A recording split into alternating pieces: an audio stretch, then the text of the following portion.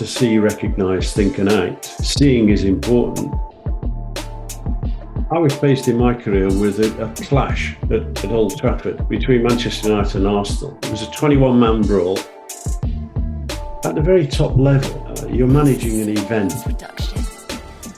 Yeah, when you're at that top level, you know that in any sport, even if you're a coach of a football team, if you're hitting 95%, 96%, getting to 97, 98 is a squeeze on everything. And therefore, you've got to look at what additional support mechanisms you can come in to apply those changes.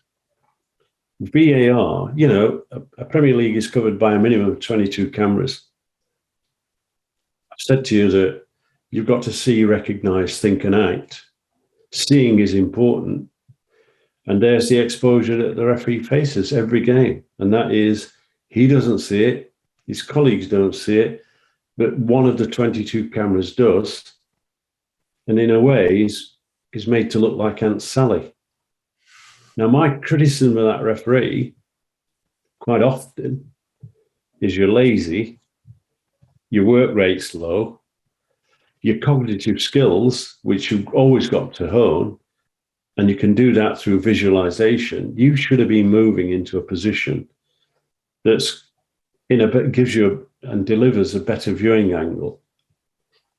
And that's about increasing your chances and optimum chances of seeing it. Yeah. But sometimes referees don't either understand that concept or don't buy into it. And so as a result, you will always see that the better referees see things before they happen, is how I put it. They've got that sixth sense that isn't sixth sense. It's about getting in the car, and if you're going for a 2-hour drive or a 1-hour drive and whatever, and you're on your own, you've got time to kill. If you're driving to a game, if you say, right, okay, I'm visualizing this particular challenge, how can I see it? What's the best action? And so, just like an actor on a stage, you're practicing. Yeah, experience. And visualization gives you that, whatever. And from a refereeing perspective, you can actually improve that by that whole process by laying down criteria. I was faced in my career with an almighty clash at Old Trafford between Manchester United and Arsenal. It was a 21-man brawl. I've then got the opportunity as a referee to really make the pages by sending 21 players off, because I didn't know which one of the 21. I knew a few, but then I suddenly thought, just a minute, if I send one off, I've got to send them all off. Yeah. If I want to be fair. And I didn't see the instigator, and I didn't see the response. Now that, if you like, is poor refereeing. Ultimately, because you didn't see the transgressor, or you didn't get a feel of the temperature of the game. I've talked to referees about a boiling kettle or a kettle on a stove, and there's, what they've got to do is they've got to make certain it doesn't get a boiling point, the water. And therefore, they've got to recognize when they turn the gas down, when they turn it up. And so that turning up might be the more skill level you've got and experience, the greater you can interfere less with what's taking place in front of you. You can actually add to it by playing some good advantages. I watched a couple of weeks ago, I think it was Graham Scott. Was it at Norwich? I don't know. But in a game, whatever game it was, he applied a superb advantage that resulted in a goal. The easy decision was to blow for the free kick because it was right under his nose. But he took a risk. He read it well. And for that, I've been one of his worst critics. But for me, he went right up the ladder because I'm thinking, that's what you've got to do as a top-class referee. That's exactly what we want. And so I think that the old coaching aspect and, why I go back and get frustrated is that I had the likes of Paul Durkin, who was an outstanding referee, Roger Dilks, also a good referee, Trevor Simpson, good, solid referee. And they were coaches. They were referee coaches who could communicate really well, who had a passion. Because coaches have to have passion. Referees have to have passion. And Riley made the biggest mistake in his life ever because he took over the job and got rid of them. Because he thought that they were attached to me. They were under this banner of Hackett, so get rid of them. I'll bring a new regime in. To some degree, I understand why he did that, because he needs to make his own mark. But in reality, he didn't fully understand the quality that I'd built that were, if you like, key drivers to change. But also each individual with a background of real knowledge.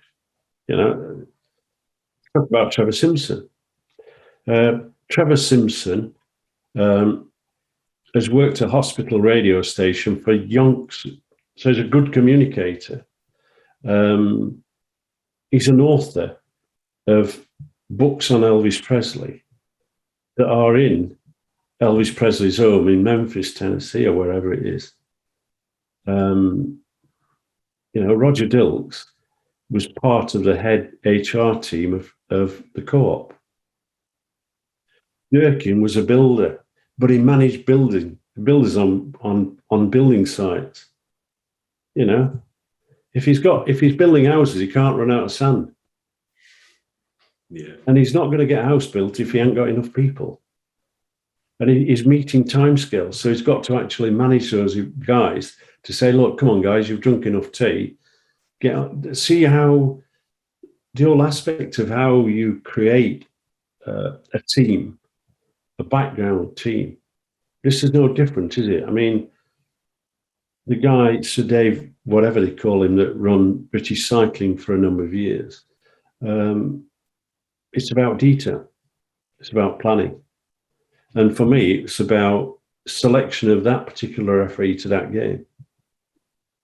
Having an understanding of that individual, but also recognizing that guy might fatigue and he wants to referee, and you're telling him he's having a weekend off.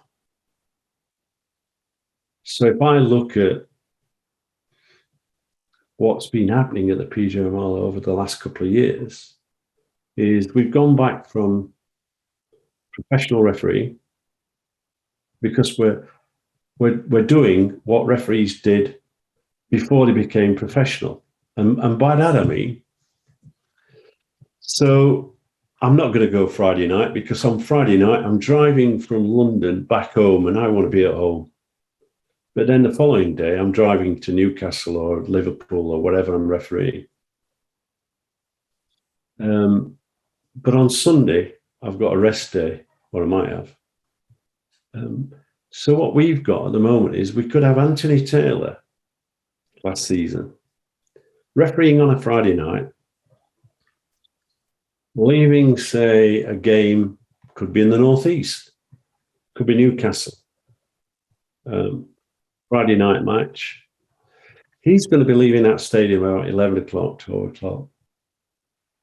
And then he's VAR at 12 o'clock the following day at Stockley Park. Yeah. Huh? That's not professional. No. If anybody knows anything about sports science, it's not just the physical recovery, it's the mental recovery that's important. It's also about preparation.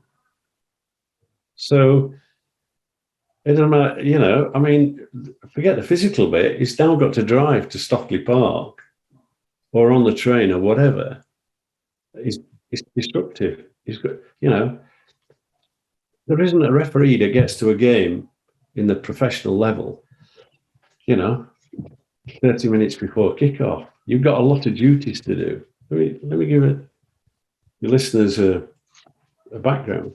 A referee will arrive at a game probably 2.5, 3 hours before kickoff.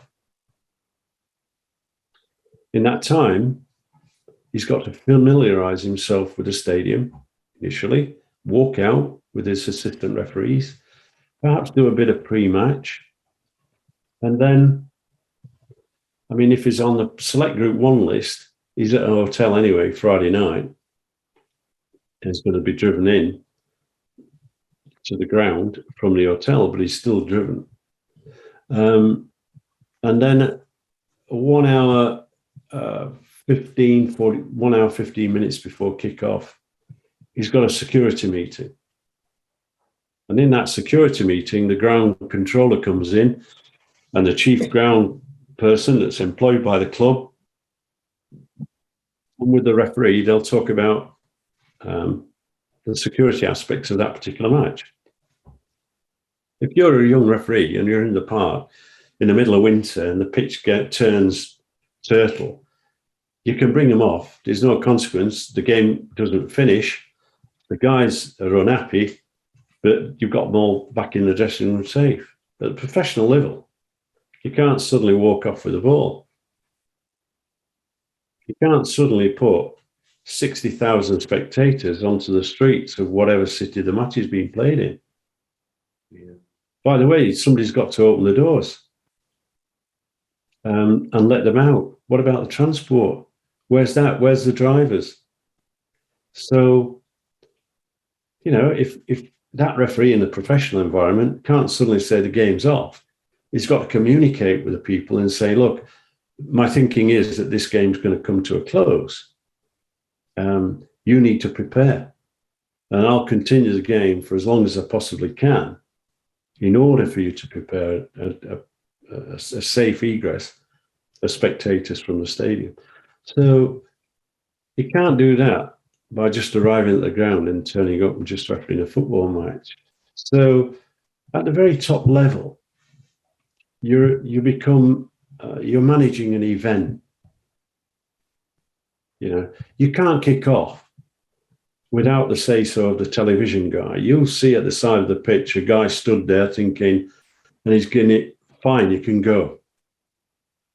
But that's because in the Premier League, there's 45 different television stations around the world taking that transmission. If you're in a local park and everybody's ready on a Sunday morning, yeah, let's get on with it.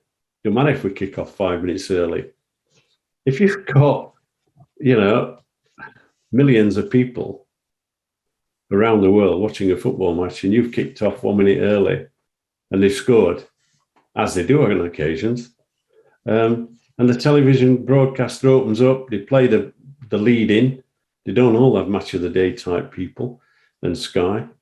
And the guy, all of a sudden, what? 1-0. Forget the implications of the gambling around a football match as well, because that also has stark implications. So you're effectively managing an event, and you're trying to provide, the PGMOL are effectively tasked with providing world-class referees for the Premier League. And sadly, I've been very critical over the last few years, frustrated that we're probably not getting the best out of the referees, lack of succession planning, no accountability, zero communication. And then sometimes through other people communicating to the world at large something that is wrong. Yeah. By trying to justify a decision when you've just got to pick the laws of the game up and say, look, this is not right. So if we look at how VAR has operated, it's been a disaster in England. It hasn't been a disaster in the MLS. In Italy, Germany, they've had the odd problem. In Australia, it's been used well. You can listen into the referee on certain occasions, certain games. But I mean, Howard Webb and his team in the MLS have, had less confusion because they've stuck to the criteria. One, is it clear and obvious? Two, the referee needs a second look. Why does he need a second look? Well, this is a process of actually selling the decision. The referee goes to the monitor. Whatever he says, it's more believable. If it's down the line from a guy that you and I know who the person is, you've probably not met them. The audience haven't got a clue who it is. Or it's the referee that bounced their game the day before and he was terrible there. He's terrible now. We don't trust him. And so PGMOL have a lot to answer for in the first 2 years of not producing and providing and operating within the criteria that was laid down by the IFAB. They didn't use the pitch side monitor. Year one, they were there, not used. Year two, we're going to use them sparingly. 380 games, 3 games. 3 games only. Now they're beginning to use it. And we're all believing the decision more. Offside's another thing, because that's, the offside decisions are with the fairies. The technology that's used is flawed. It's not good enough. You want to press a button that says after the countdown from 10, 9, 8, that when the button's pressed, the rocket goes up. You don't want the rocket to go zzz and that's effectively the toe offsides are nonsense. That's not my terminology. That's the media.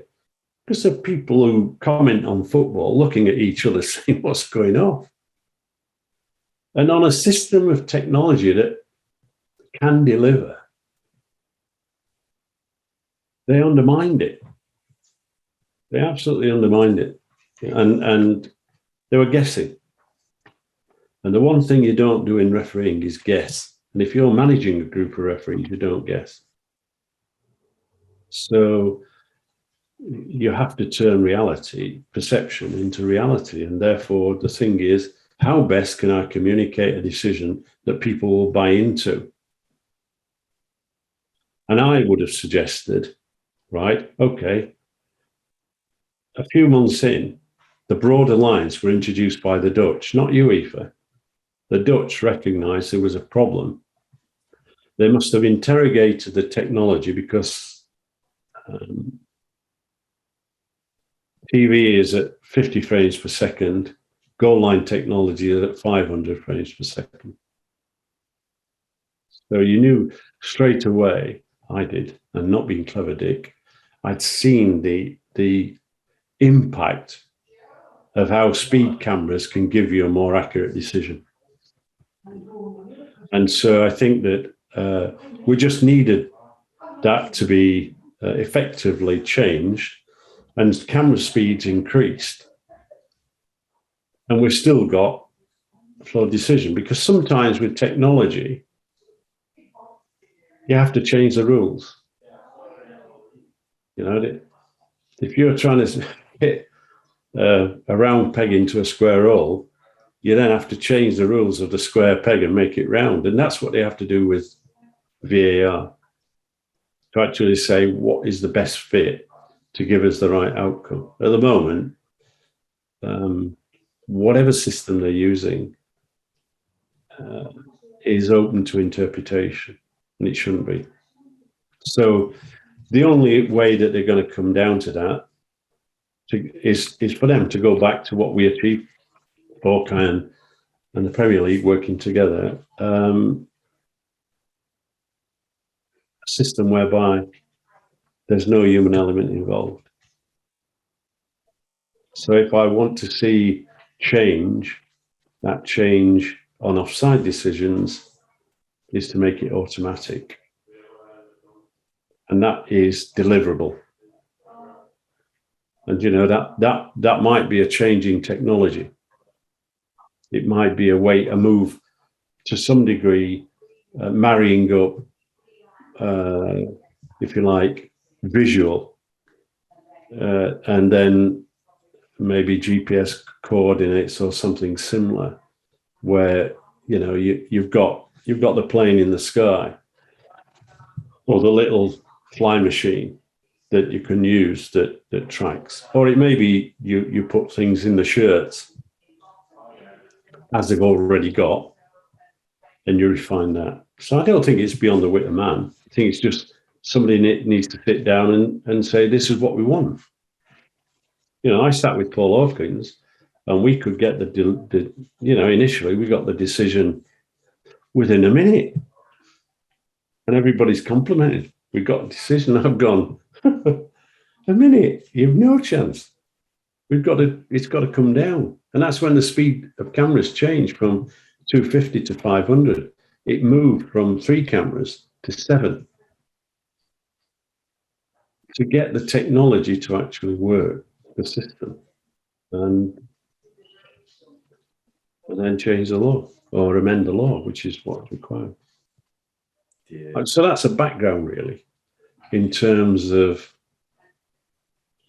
aspects of refereeing, perhaps a lot of the audience not aware of, your audience not aware of. Commitment that referees have to give. Look, the very best referees are selfish. They've got to put in the training. You know, sometimes they might go out with their mates if they're not married, and the mates are having a good time with a beer. They've got to hold off. You know, and I don't know many referees who do not analyse their performance and do not, you know, the danger, and one of the reasons I brought sports psychology into the system is that I can look at a game that I've refereed.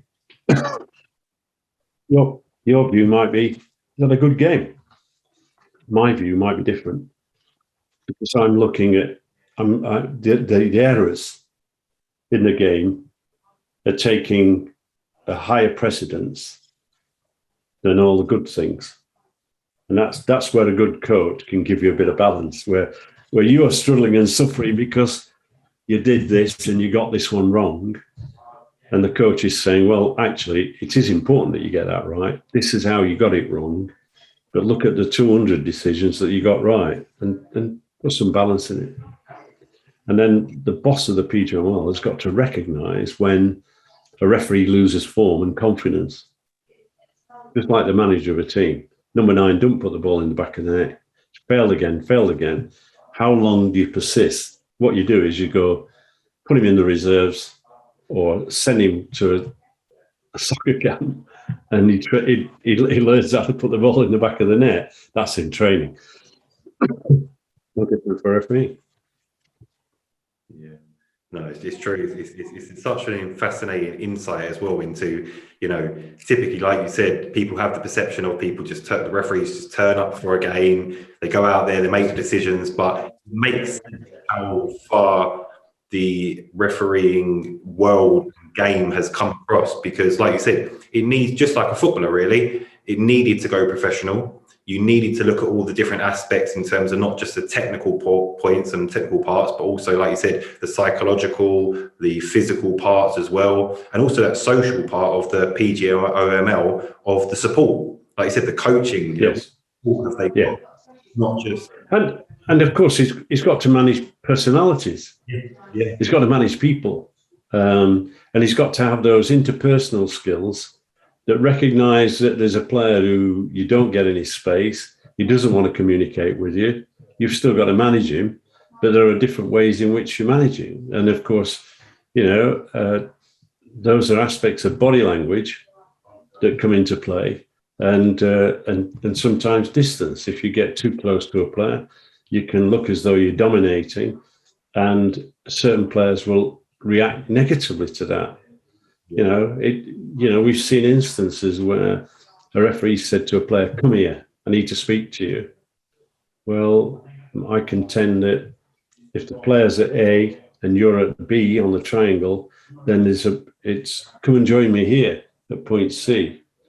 So you're actually both moving towards another point, and you're reducing the amount of tension, and you might get a better result than actually going into conflict. There are some referees where, some players, that, you know full well that they're not going to respond positively. So sometimes that's when you might bring the captain across. Having had the quiet word, it's not worked. You bring the captain across and say, "Look, I'm trying to communicate with this guy. He doesn't want to know.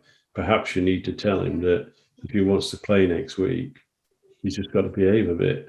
And if he doesn't, then who knows the outcome." Often I see young referees threatening a card and saying, "The next time you do that, you're going to get a yellow. The next time you do that, it's going to be red," or whatever. I think it's far better to actually communicate that you want an improvement from them. And that leaves your options absolutely wide open. This is a coach of a football team or a player. It's far better than saying, "Right, I want you to hit the top right-hand corner, da-da-da-da-da. I just want an improvement in your shooting, mate. I want a higher percentage of delivery of the ball in the back of the net. And you do it your way because that's why you're in the team." And this is a little bit what you do with referees. I mean, your referee's got a personality, and I used to manage them effectively. But I managed them with a budget of 5 million, which is not a small amount of money. The last set of accounts of the PGMOL, it was 21 million. Wow. So in a period of a few years, it's gone up by zilch amount of money, huge amount of money. And that's another aspect. Or, you can throw money at something is not always gets the right outcome. Yeah. It's far better to have the right people. So looking from outside in, and it's not for me really, but I just think that a businessman once said to me, "Keith, if you want to be a successful boss, you have to surround yourself with successful people." And I look at Matt Weston, Professor Matt Weston, he left us, by the way, doing a superb job. He came in and said, "I'm leaving," to take up and get a professorship at Scientist University. But now he's doing his trade in America with the MLS and with Pro Referee. That's how good he is. Wrote several papers in refereeing aspects, and got on with the referees brilliantly. He was the guy that said, we've got to deliver a lifestyle change in refereeing. It's not just about fitness; it's about other aspects. And then I bumped into somebody on a train, Professor Gail Stevenson, who was the vision scientist at Liverpool, the late Professor Gail Stevenson, a wonderful woman. And we got chatting, and she said, "Well, I'd like to come and see your reaction times and measure peripheral vision and all that goes with it, and then explain to you how perhaps we can improve things." So we had a vision scientist come in and do that work. Really successful. She did Manchester United and I think another club as well. So she worked with footballers and understood the game and the knowledge requirement. We had other people that the nutritionist, the professor at Loughborough University, top man. So I do think that that's probably less so now than it used to be. I went to the Premier League and said, "Look, managers in the meetings I've had with them don't believe that the assessors, they think that they don't see what the assessor writes. The assessors can be quite cruel. They're former referees are analysing performance and important to the game." And so I suggested to the Premier League we should have match delegates. And they went, what are you on about, Keith? Well, why don't we get former managers, former players, measuring the performance of the referees, go into the dressing room before the game, listen to what's being said, and at the end of the match, go in and critique the performance from their point of view. And then they can talk to the managers and get their view, and then issue a report. What I think the Premier League didn't quite grasp at the time was this was me selling referees to people who were participants in the game. They were key players in. I mean, footballers are the main people, managers and all the like. So we used it as a tool to educate, but we also got a lot back. Can you imagine a referee? He's refereed a football match, and he's got Kenny Hibbert, who's an outstanding player. Or John Duncan, who was a successful manager at Chesterfield. Denny Smith, who played for Stoke. A number of quality people who were able to use their skill sets as former players or managers, analyse and actually come out and say to the manager who's having a scream at the referee, actually, I was at the game and I saw this performance, I've marked him quite highly. And so it is, take things, don't think in the box, think it outside the box and see how you can stretch things. We invited, in my time, New Zealand and Australian referees to come and train with us. And I think a lot of people at the time said, why are you doing that? And I've given them an insight into our refereeing, in the hope that they would then take it back and probably gain from it. They did. Very quickly, Peter O'Leary and Mike Esther visited us and became World Cup final referees. Recently I've seen Chris Beath, who's now Australia's #1 referee at the Olympics. Jared Gillett, who's now on the Premier League panel, was one of those referees who visited us, spent a week training, did a couple of games, not on the Premier League, but in the reserves. And now he's a fairly solid referee. And then when I was the Premier League's referee, ambassador, I used to go to Africa and Asia and South America. And, we have a guy, we did a camp in Cameroon, and we had this guy who was fidgety.